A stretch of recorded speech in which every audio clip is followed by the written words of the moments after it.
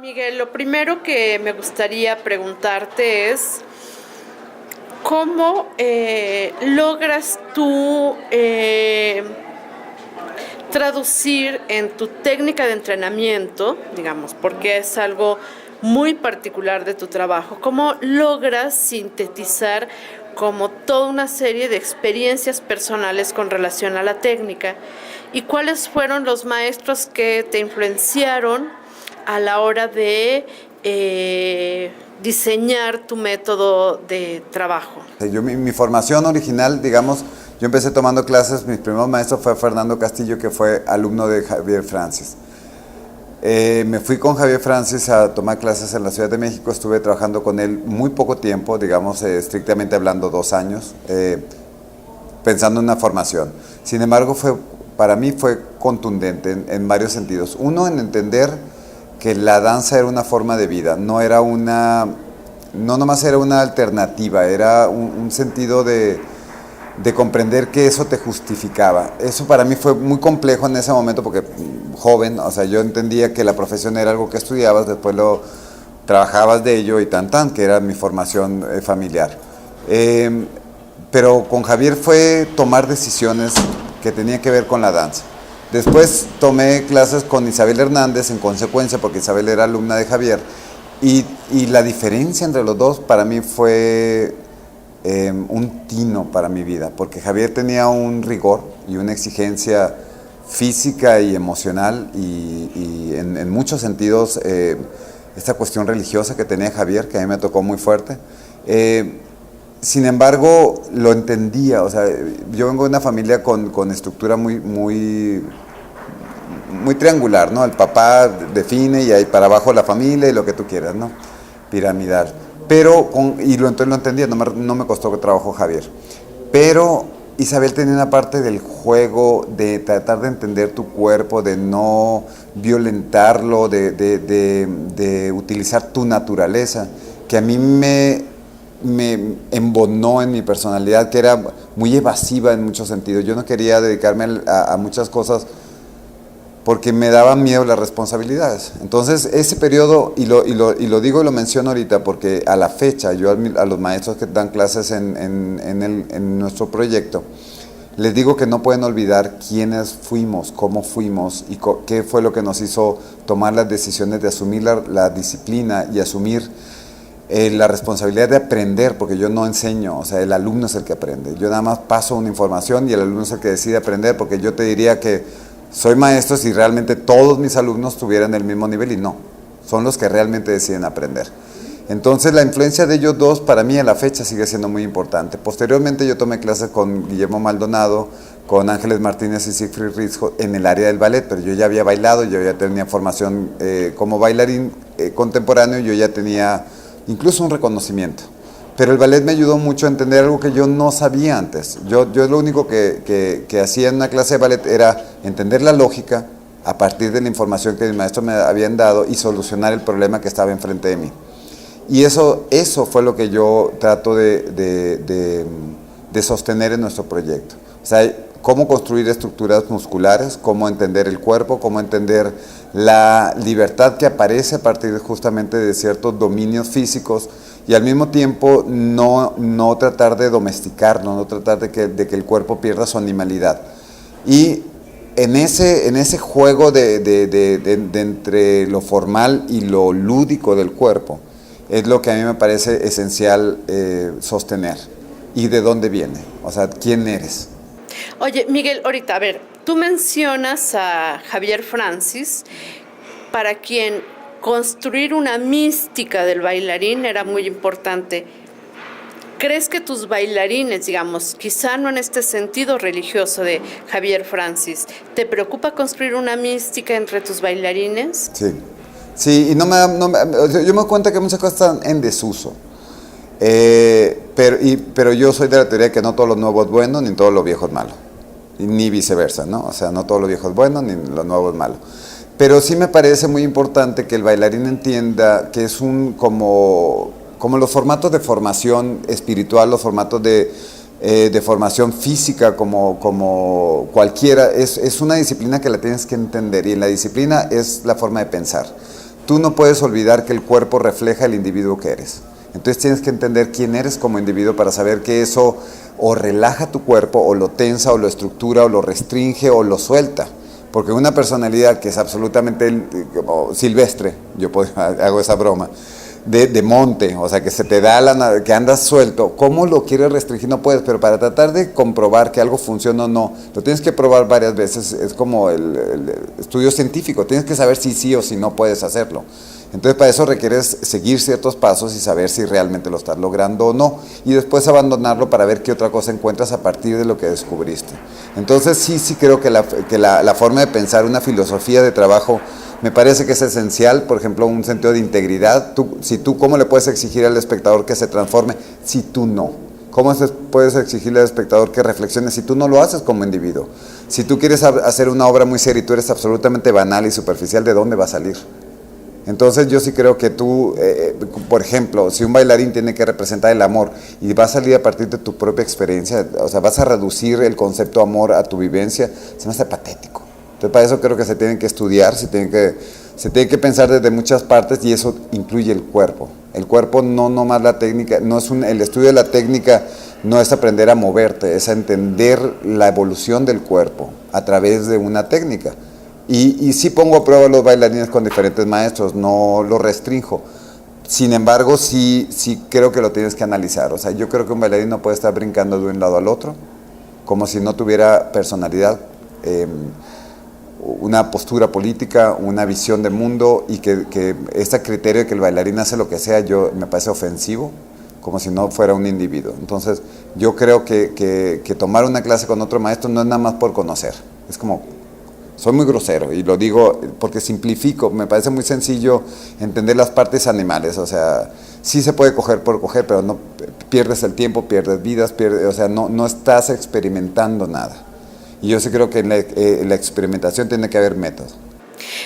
Acabas de decir dos cosas empezaré con una cosa muy importante: construir el cuerpo, la técnica para construir el cuerpo, y a través de esa construcción comprender quiénes somos.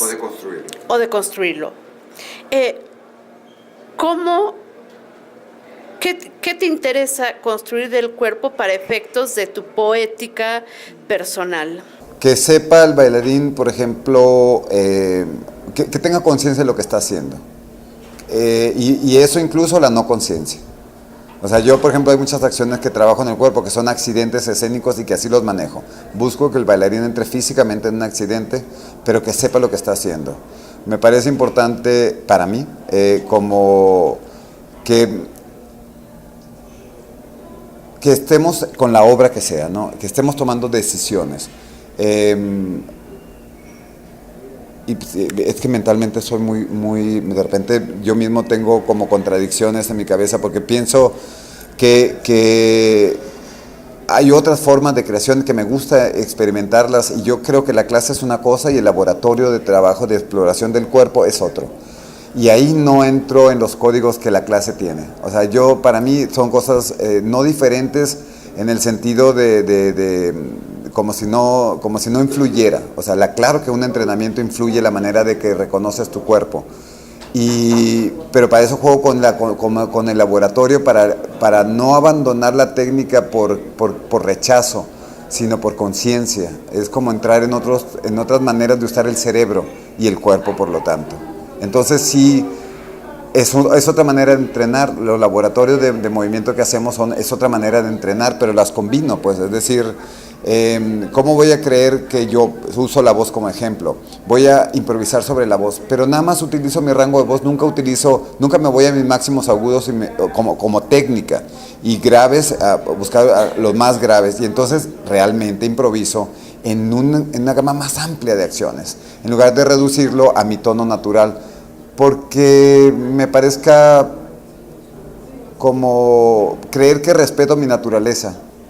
¿Sí me explico? O sea, es que voy a respetar mi naturaleza, no lo voy a hacer nada. No lo hacemos nunca, con nada. Y resulta que en la danza sí lo voy a hacer. En la danza voy a reducir todas mis posibilidades. La ropa no, la ropa hago todo lo que sea. En el cine veo todo lo que puedo, leo todo lo que puedo. Pero en la danza voy a hacerlo de una sola manera nada más. Entonces, eso me inquieta. Entonces por eso trato de ser lo más no definido, si sirve de algo la explicación. No me gusta definirme, porque siento que me tendría que obedecer a ciertos criterios que yo tenga de conceptos de Miguel, y no quiero hacer eso. Entonces, ahorita te digo esto. A ver, tú en Antares, en tu experiencia, digamos, en una primera época de Antares, te caracterizabas por tener unas calidades de movimiento, una riqueza de lenguaje. ¿Qué de tu experiencia vital como intérprete o cómo dialoga esa experiencia con otros cuerpos, con otros bailarines? Es decir, ¿qué recuperas de...? Trato de hacer como una empatía, esa cuestión del feeling, de tratar de saber si el bailarín en el momento que se está moviendo se está accionando en la complejidad del movimiento. Y entonces recurro a mi memoria. Como puedo recurrir a las imágenes de la animalidad, de la convivencia con el animal, para entender que el animal no miente en muchos sentidos y que entonces el bailarín como ser humano tendemos a hacerlo. Entonces trato de hacer puntos de comparación, de referencia y no digo, es que no te mueves como yo, entonces no es, sino le pongo pruebas, le pongo muchas acciones múltiples para ver si el cerebro y el cuerpo se están moviendo al mismo tiempo o si el cerebro está estorbando para que el cuerpo se mueva. Ejercicios muy sencillos que tienen que ver con la formación teatral, básicamente, y otros que he desarrollado yo que han sido por accidente, que me doy cuenta de que el bailarín a la hora de que lo quiere abordar, el cerebro se le desconecta, la memoria corporal se va o viceversa. Entonces, son cosas que aplico sobre todo en los trabajos de laboratorio. Pero sí, mi memoria física, mi memoria emocional, yo me enfrento a veces al bailarín y lo confronto sanguíneo, por ejemplo, o de piel, o de estructura muscular, y de frente a frente. Entonces me sirve porque uno puede reconocer en el otro cuerpo cuando el cuerpo está en un periodo de verdad. Sabes cuando el otro cuerpo puedes confiar en él o puedes dudar. Y no para que haga lo que tú quieras, sino nada más para entender lo que estás a lo que te estás enfrentando. Básicamente eso es. Ok, pasemos a otra faceta que me resulta, digamos, como la de, no porque el otro no sea interesante, pero es una faceta que se presta para hacer muchas preguntas pertinentes, ¿no? Lo primero que te preguntaría, ¿qué debe saber un coreógrafo? Me cuesta trabajo la pregunta porque creo que hay una cuestión intuitiva, o sea, que hay una cuestión natural de la gente que tiene una manera de utilizar el cerebro y hacer como ejercicios de síntesis y depende en dónde esté, cuál sea su profesión, lo hace efectivo. Yo siento que hay gente en la danza que logra hacer cosas de una manera intuitiva y me ha tocado ver chavos que hacen cosas de principio y que me sorprende lo que logran. Mi duda a veces es si es intencional o si estamos frente a un suceso único que no se va a repetir. Pero yo me di cuenta que yo necesitaba saber muchas cosas, entonces no te sé dar la respuesta para qué necesita saber un coreógrafo. Yo necesité estudiar bastante, o sea, la cuestión de la composición, de la estructura, todo lo que se da en música, lo que se da en danza, lo que se da en teatro, lo que se da en literatura, para mí me ha servido de información. Y observar en el sentido estricto de lo veraz en ti mismo, de saber que cuando dices te quiero y estás mintiendo, cuando dices, cuando crees que estás sintiendo y que estás en el placer y reconoces que estás racionalizando incluso ese momento que parecería ser privado y único e instintivo y resulta que estás entendiendo cuáles son las pulsaciones del cuerpo que están sucediendo en un momento que debería ser abandono. Pero no lo puedo evitar analizarlo, pues. El reconocer un roce en una calle de alguien que desconoces y que se te queda y que construyes historias y emociones, nomás por un roce, una mirada, entonces te das cuenta que estás elaborando sobre una mentira, que no fue verdadero nada, o sea, que fue un accidente. Todas esas son cosas que a mí me sirven para tratar de entender lo que al cerebro humano le pasa, porque la creación está en el juego de las percepciones, pues, y tiene que ver con el cerebro, con procesos químicos, con procesos biológicos. Entonces todo eso me intriga y entonces estudié mucho también los procesos del cerebro y de lo que la neurociencia, todo lo que sucede alrededor de los procesos de apreciación, pues. Entonces sí me sirve conocerlo, pero a la hora que lo estoy haciendo no lo estoy pensando, ni lo estoy queriendo respaldar por una frase preexistente de un filósofo, no me interesa justificarme porque otro lo ha hecho, no me interesa justificarme porque mi sexualidad porque existen otros, o sea... Bueno, pero estarás de acuerdo que lo leído está vibrando siempre como background, que no es lo mismo no leer que leer. Sí, claro, por eso lo creo esencial a mí. Para mí leer, creo que a mí la pintura es una pasión de lo, ¿cómo te diré? Que no la puedo ni... Por eso me salí de la pintura también, porque sentí que yo no tenía ese sentido de abstracción de lo veía demasiado lo que yo hacía, pero lo veo y me encanta, porque no sé, pero la literatura, leer, y la literatura y lo científico, o sea, el texto escrito, me parece terrible porque es inamovible, porque está fijo y eso me da terror, pero me ha revelado... y me ha permitido, me ha ahorrado caminos, me ha quitado estorbos mentales. Entonces yo sí a mis bailarines les exijo leer, que lo hagan, no lo sé, algunos sí porque compartimos muchas lecturas y es apasionante oír las visiones sobre un mismo texto en diferentes edades, pero sí, aprender, wow.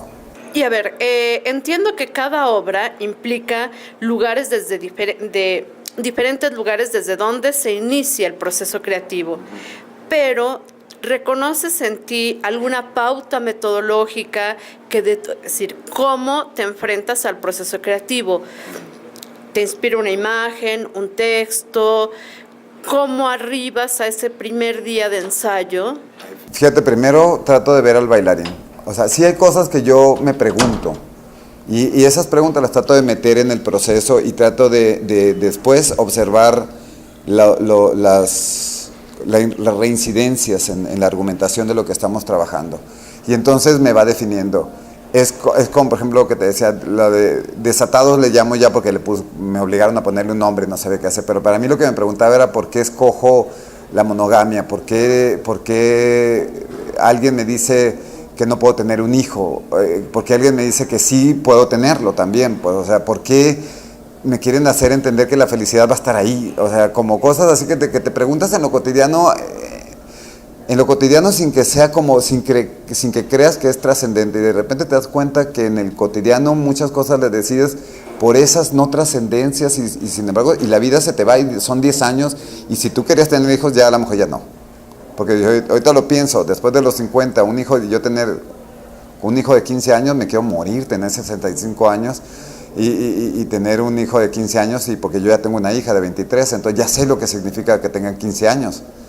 Y yo me pregunto, ¿por qué no me lo permito? ¿Por qué creo que no puedo? Y entonces me doy cuenta que es biológico, que la energía vital no funciona. Entonces, cosas como esas preguntas las puedo meter en un proceso creativo y las analizo, y entonces eso se define la obra y la va marcando para que yo decida fijarla y entonces presentarla. Pero previo a la presentación, la obra pasa por muchos procesos. Una obra que yo hice que era matemática en el sentido de que al principio era la línea no existe, y si la línea no existe entonces no hay fronteras, entonces somos lo otro. Y que se llama lado a lado, pegado, para que el cerebro que lee decida si es lado a lado o un lado que tiene alas, lado a lado. Tú decías el título, ese juego del cerebro pasó la obra por hacer 4 cubos que tenía que ver con la sucesión de puntos y la cuestión de lo vertical y lo horizontal, y el cubo como inexistente y como principio de lo que decimos que es una forma en el cerebro. Esos 4 cubos fueron en algún momento de la obra una habitación, y hubo zapatos, ropa, una lámpara en el techo, y entonces todo el movimiento que no lo cambiaba se volvía cotidiano, humano, cercano, en la intención de hablar, porque me dio temor hablar a partir de la abstracción, porque sabía que mucha gente la iba a rechazar, y no es que me dé pendiente que me rechacen, me da pendiente que lo que yo quiero hablar se vea rechazado por el principio visual, y que no me escuches, que por mi ropa no me escuches. Me explico, que por mi apariencia, porque soy rubio, no me escuches. Entonces,